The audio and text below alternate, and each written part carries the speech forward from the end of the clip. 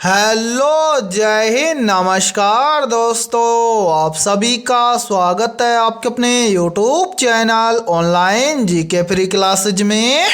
आज के इस क्लास में हम रेलवे ग्रुप डी परीक्षा 2025 के लिए 7वां मॉडल पेपर लेकर आए हैं। और मेरे भाई 7वें मॉडल पेपर के अंदर हमने उन्हीं क्वेश्चनों को कवर किया है जो क्वेश्चन आपके रेलवे ग्रुप डी एग्जाम 2025 के लिए इम्पोर्टेंट रहेंगे। इसलिए इस 7वें मॉडल पेपर को आपको कंप्लीट देखना है और इस मॉडल पेपर के एंड में आपको बताना है कि आपके टोटल कितने क्वेश्चन है सही होते हैं। और यदि आप हमारे इस YouTube चैनल से पहली बार जुड़े हैं तो इस YouTube चैनल को कर लीजिए सब्सक्राइब और बेल आइकन को प्रेस करना ताकि ऐसी शानदार क्लास का नोटिफिकेशन आपको सबसे पहले देखने को मिले। तो चलिए शुरू करते हैं आज के 7वें मॉडल पेपर को बिना देरी के।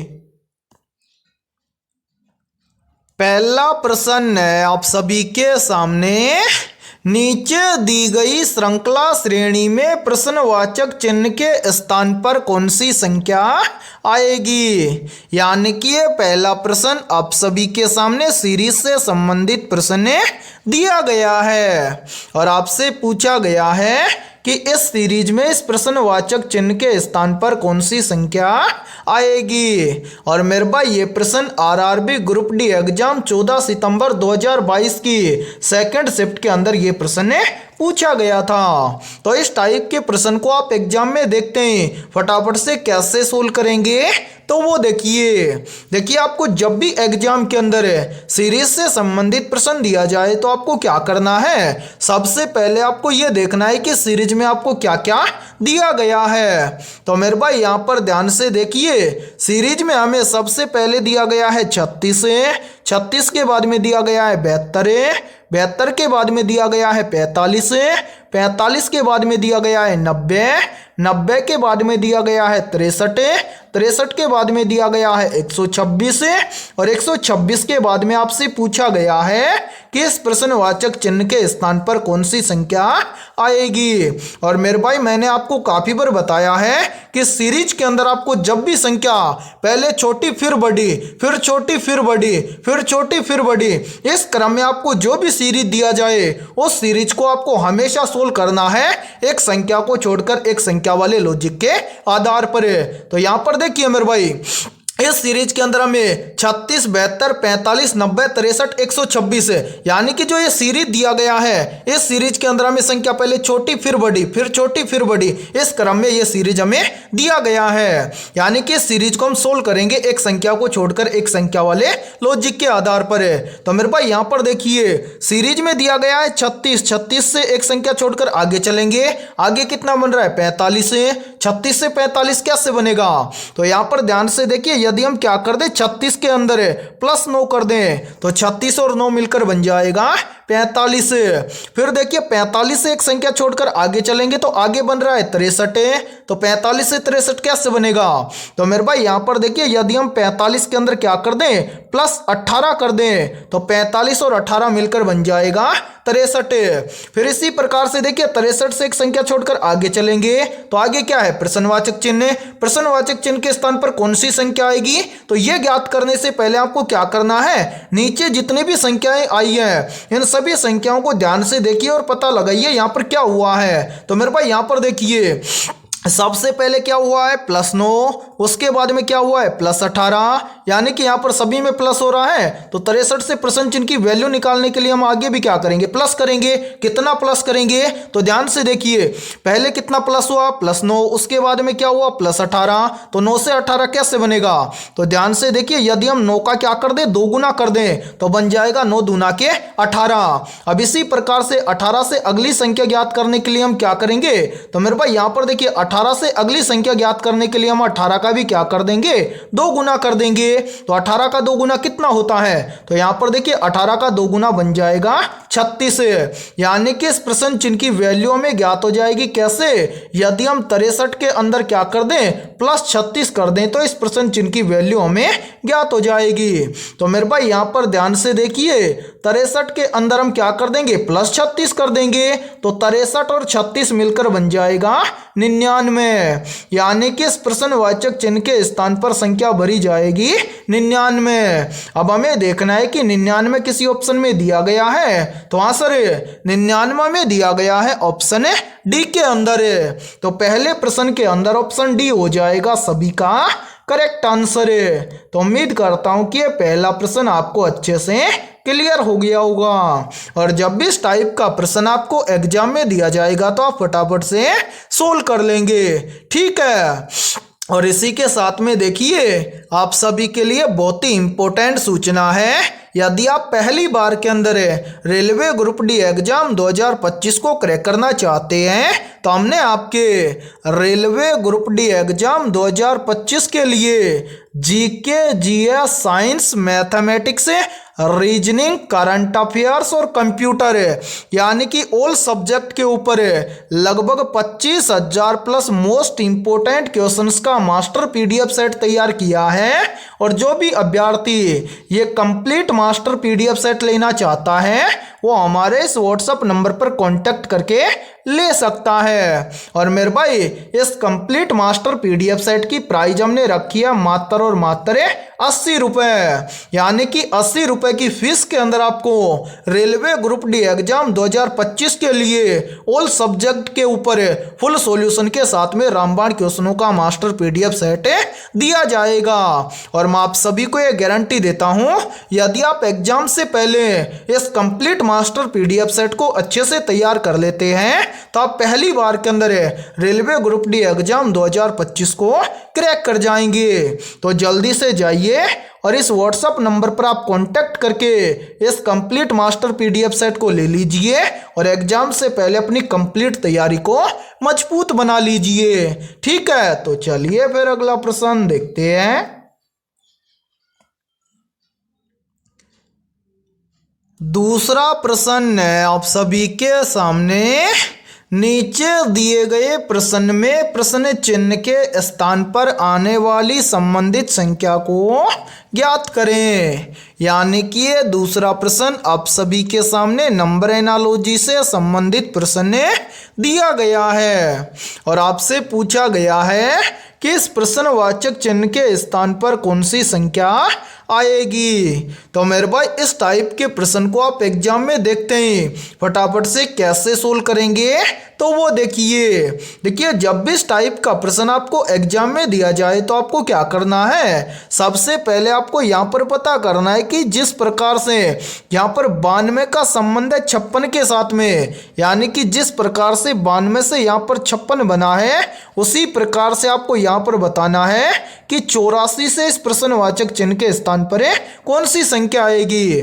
तो मेरे भाई यहाँ पर ध्यान से देखिए इस प्रश्न को किस प्रकार से सोल्व किया गया है। तो सबसे पहले हम क्या करेंगे, यहाँ पर पता करेंगे कि 92 से यहाँ पर 56 कैसे बना है। तो मेरे भाई 92 से यहाँ पर 56 बनाने के लिए क्या किया गया है, मेरे भाई इस 92 में से क्या किया गया है, -36 किया गया है। यदि हम 92 में से क्या कर देंगे, -36 कर देंगे तो यहाँ पर कितना बच जाएगा, 56।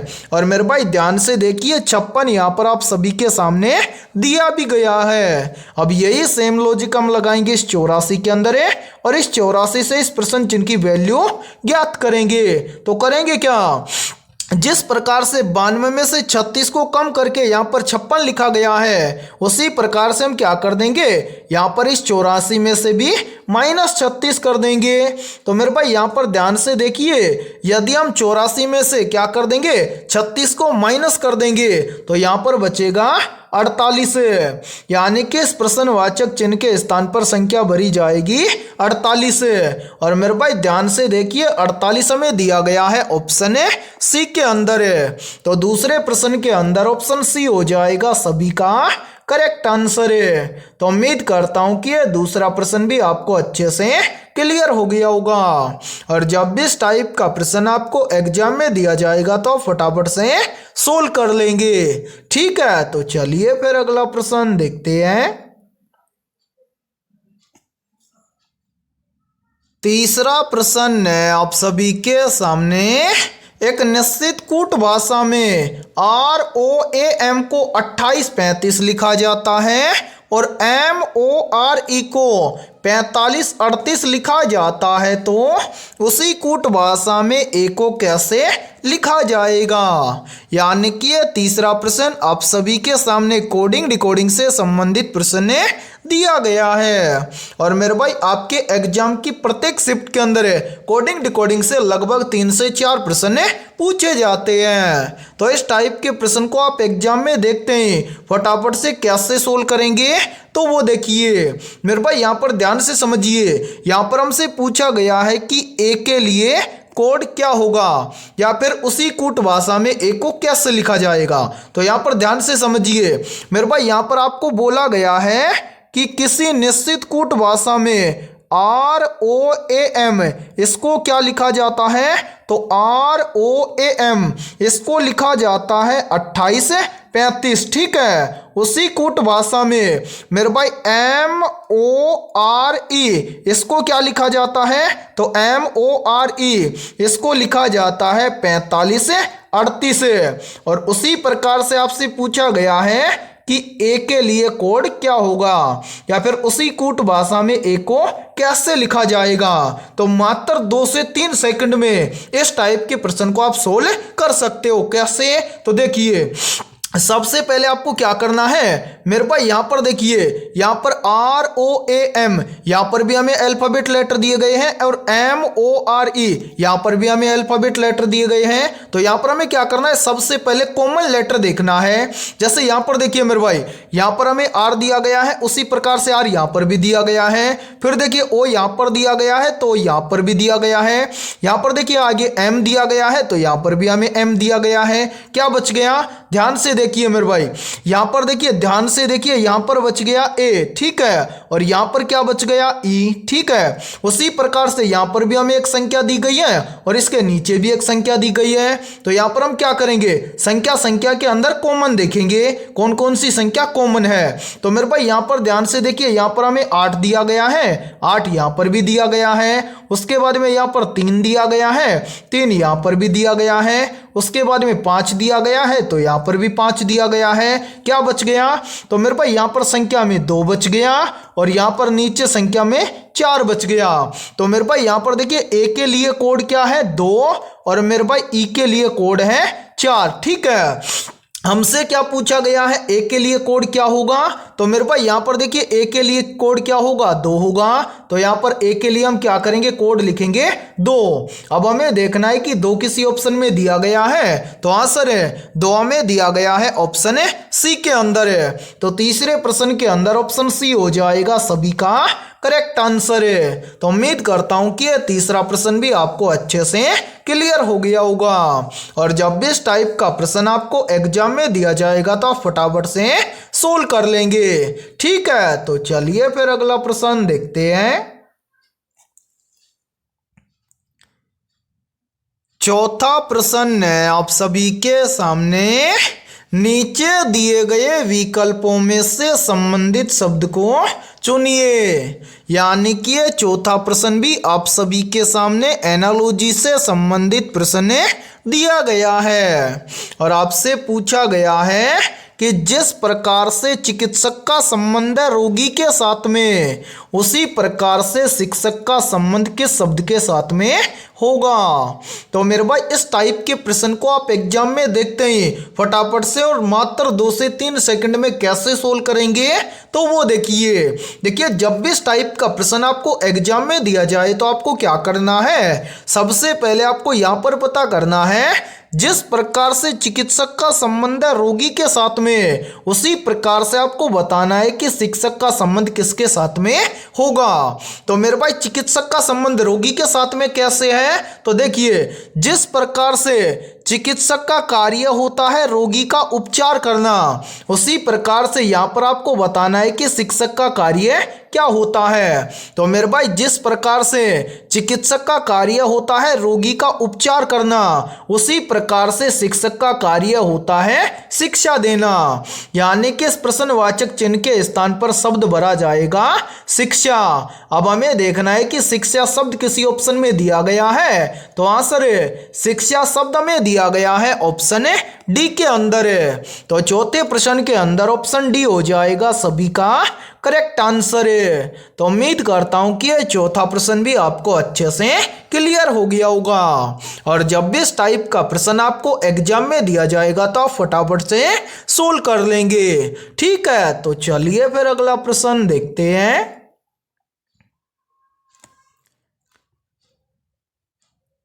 पांचवा प्रश्न है आप सभी के सामने। उस वेन आरेख का चयन करें जो दिए गए वर्गों के बीच संबंध को सर्वोत्तम रूप से दर्शाता है। यानी कि ये पांचवा प्रश्न आप सभी के सामने वेन डायग्राम से संबंधित प्रश्न दिया गया है और आपसे पूछा गया है कि महिला, माता और पिता इन तीनों शब्दों के लिए सही वेन डायग्राम किस प्रकार का बनेगा। तो मेरे भाई इस टाइप के प्रश्न को आप एग्जाम में देखते ही फटाफट से कैसे सोल्व करेंगे, तो वो देखिए आपको जब भी एग्जाम के अंदर वेन डायग्राम से संबंधित प्रश्न दिया जाए तो आपको क्या करना है, सबसे पहले आपको जिन भी शब्दों से वेन डायग्राम तैयार करना है उन शब्दों के बीच में आपको देखना है रिलेशन है। जैसे यहाँ पर देखिए हमारे सामने तीन शब्द दिए गए हैं। पहला शब्द है महिला, दूसरा शब्द है माता और तीसरा शब्द है पिता। इन तीनों शब्दों से हमें क्या करना है, वेन डायग्राम तैयार करना है। तो सबसे पहले हम क्या करेंगे, इन तीनों शब्दों के बीच में देखेंगे रिलेशन है। तो मेरे भाई यहाँ पर देखिए सबसे पहले हम रिलेशन देखेंगे महिला और माता इन दोनों शब्दों के बीच में। तो क्या महिला और माता इन दोनों के बीच में कोई रिलेशन है? तो हाँ सर, महिला और माता इन दोनों के बीच में रिलेशन है। क्या रिलेशन है? तो मेरे भाई जितनी भी माताएं होती हैं वो सभी क्या होती हैं, महिलाएं होती हैं। ठीक है, उसी प्रकार से अब हम रिलेशन देखेंगे माता और पिता इन दोनों के बीच में। तो क्या माता और पिता इन दोनों के बीच में कोई रिलेशन है? तो नहीं सर, माता और पिता इन दोनों के बीच में कोई भी रिलेशन नहीं है। यानी कि माता शब्द अलग है और पिता शब्द अलग है। ठीक है, उसी प्रकार से हम क्या करेंगे, अब रिलेशन देखेंगे महिला शब्द और पिता शब्द इन दोनों के बीच में। क्या महिला और पिता इन दोनों शब्दों के बीच में कोई रिलेशन है? तो नहीं सर, महिला और पिता इन दोनों शब्दों के बीच में कोई भी रिलेशन नहीं है। अब इतना हमें पता चल गया, तो अब वेन डायग्राम बनाएंगे कैसे, ध्यान से देखिए मेरे भाई। यहाँ पर देखिए सबसे पहले हम यानी कि वेन डायग्राम बनाने के लिए क्या करेंगे, महिला शब्द के लिए आरेख तैयार करेंगे। तो यहाँ पर देखिए पहला आरेख हो जाएगा किसके लिए, महिला के लिए। ठीक है, उसके बाद में देखिए दूसरा शब्द है माता। तो अब हम दूसरा आरेख बनाएंगे किसके लिए, माता के लिए। कैसे बनाएंगे, तो यहाँ पर देखिए माता का संबंध है किसके साथ में, महिला के साथ में। यानी कि जितनी भी माताएं होती हैं वो सभी क्या होती हैं, महिलाएं होती हैं। तो यानी कि माता शब्द का आरेख आ जाएगा महिला के अंदर। ठीक है, यानी कि जितनी भी माताएं होती हैं वो सभी क्या होती हैं, महिलाएं होती हैं। ठीक है, उसी प्रकार से तीसरा शब्द है पिता।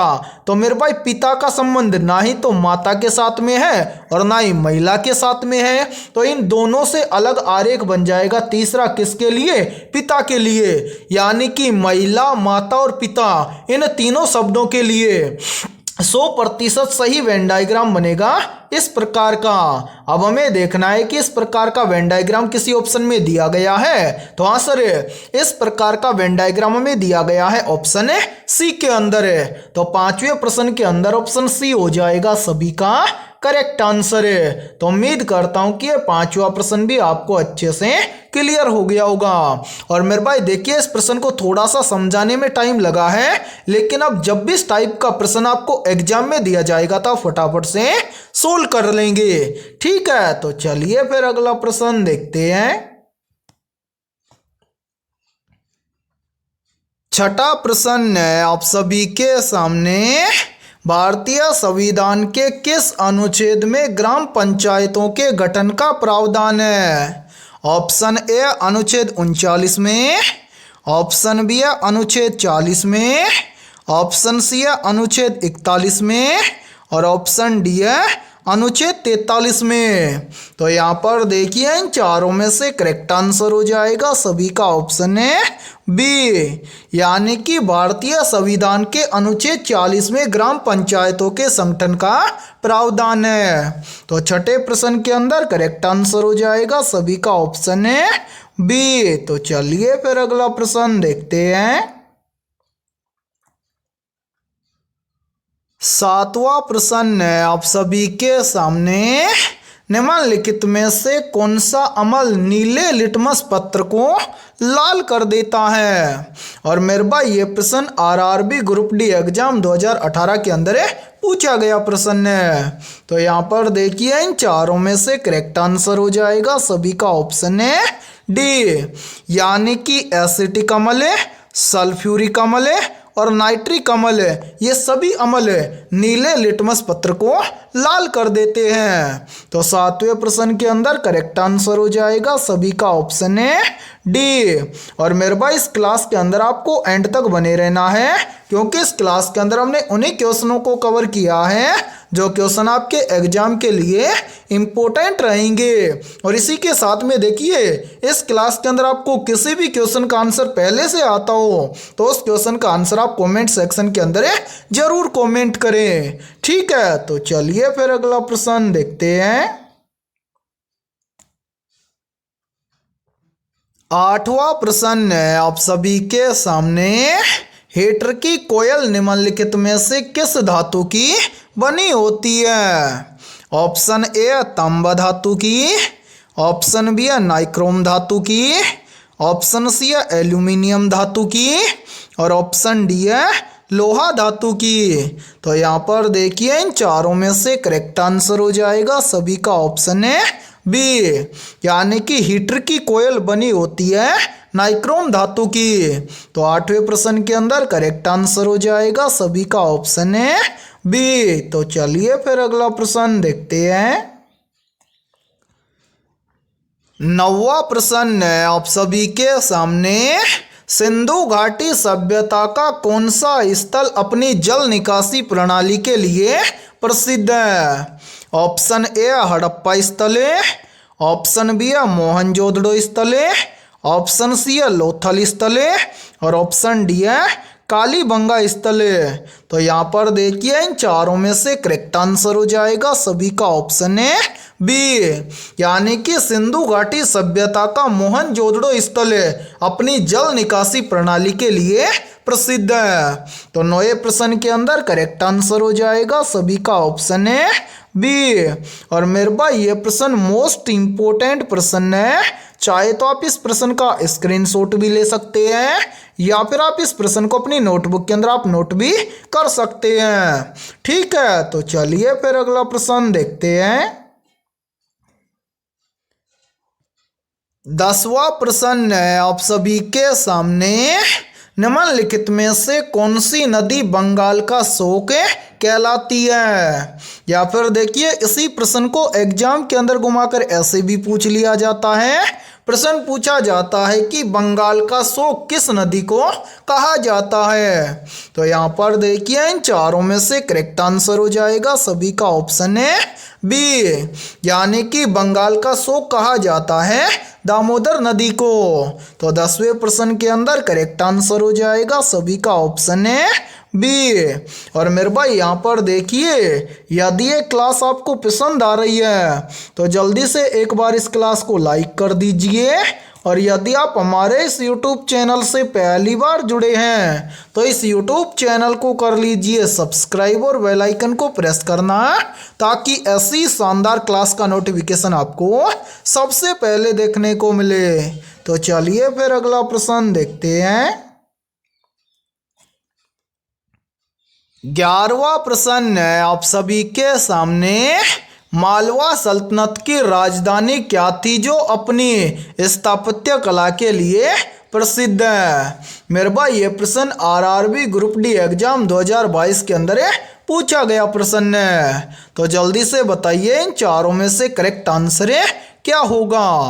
आप सभी से पूछा गया है कि मालवा सल्तनत की राजधानी क्या थी जो अपनी स्थापत्य कला के लिए प्रसिद्ध है।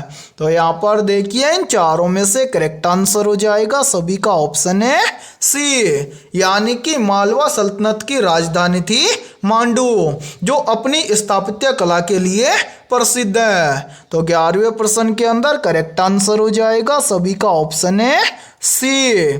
तो चलिए फिर अगला प्रश्न देखते हैं।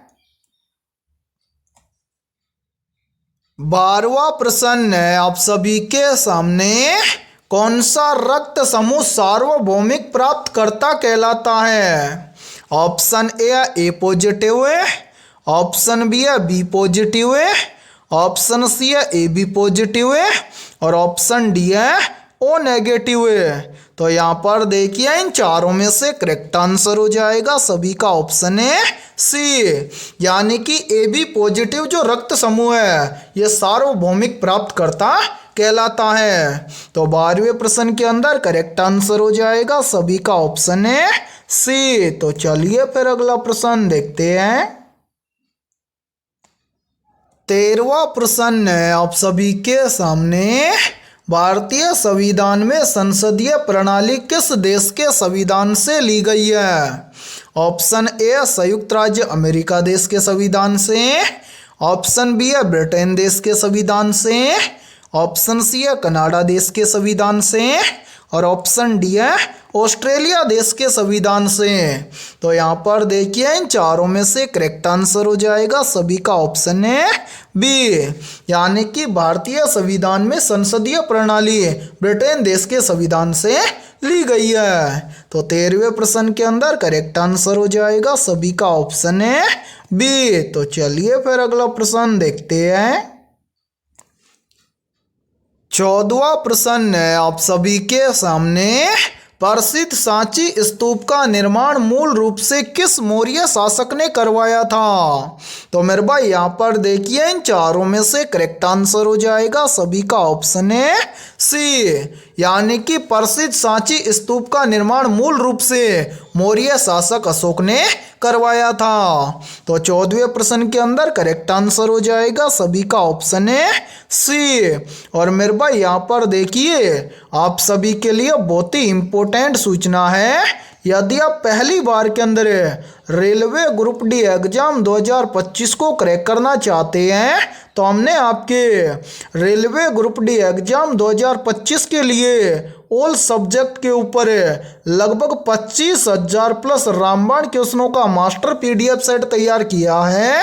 और जो भी अभ्यर्थी ये कंप्लीट मास्टर पीडीएफ सेट लेना चाहता है वो हमारे इस व्हाट्सएप नंबर पर कांटेक्ट करके ले सकता है। व्हाट्सएप नंबर है 7374826893। ये हमारा व्हाट्सएप नंबर है। इस व्हाट्सएप नंबर पर आप कांटेक्ट करके इस कंप्लीट मास्टर पीडीएफ सेट को ले सकते हैं। और मेरे भाई इस कंप्लीट मास्टर पीडीएफ सेट की प्राइस हमने रखी है मात्र और मात्र 80 रुपये, यानी कि 80 रुपये की फीस के अंदर आपको रेलवे ग्रुप डी एग्जाम 2025 के लिए ऑल सब्जेक्ट के ऊपर फुल सॉल्यूशन के साथ में रामबाण क्वेश्चनों का मास्टर पीडीएफ सेट दिया जाएगा। और मैं आप सभी को ये गारंटी देता हूँ यदि आप एग्जाम से पहले इस कंप्लीट मास्टर पीडीएफ सेट को अच्छे से तैयार कर लेते हैं तो आप पहली बार के अंदर रेलवे ग्रुप डी एग्जाम 2025 को क्रैक कर जाएंगे। तो जल्दी से जाइए और इस व्हाट्सएप नंबर पर आप कांटेक्ट करके इस कंप्लीट मास्टर पीडीएफ सेट को ले लीजिए और एग्जाम से पहले अपनी कंप्लीट तैयारी को मजबूत बना लीजिए। और मेरे भाई आपका रेलवे ग्रुप डी का एग्जाम दिसंबर महीने के लास्ट वीक के अंदर हो सकता है। ठीक है, तो चलिए फिर अगला प्रश्न देखते हैं। 15वां प्रश्न है आप सभी के सामने, निम्नलिखित में से रॉकेट किस सिद्धांत पर कार्य करता है? ऑप्शन ए ऊर्जा संरक्षण के सिद्धांत पर है, ऑप्शन बी है द्रव्यमान संरक्षण के सिद्धांत पर है, ऑप्शन सी है न्यूटन के गति के तीसरे नियम के सिद्धांत पर है और ऑप्शन डी है बर्नौली के सिद्धांत पर है।